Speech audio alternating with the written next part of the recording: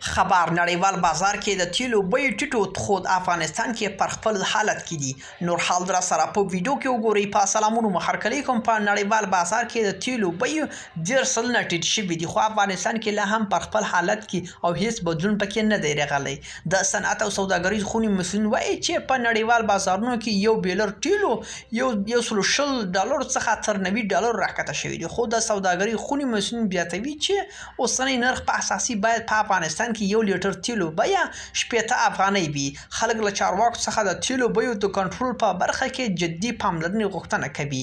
دا په داسې حال کې ده چې تیلو نرخونو په اړه خلکو د شکایتونو وروسته د ریاست الوزرا اقتصادي معاونیت ویلي چې تیلو نرخونو په لوړولو او بخواني له حالت په رامنځته کولو کې ځینې کړن لاس لري.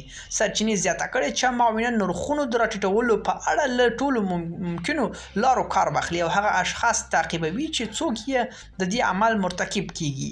ملګرو، دا و زموږ چمتو شوی ویډیو. که تاسو دې ویډیو په اړه کوم نظر پیشنهاد لرئ، موږ سره په کومنټونو کې شریک کړئ او د لا ښکلو ویډیوګانو لپاره له موږ سره پاتې شئ. تر بیا ښې چارې.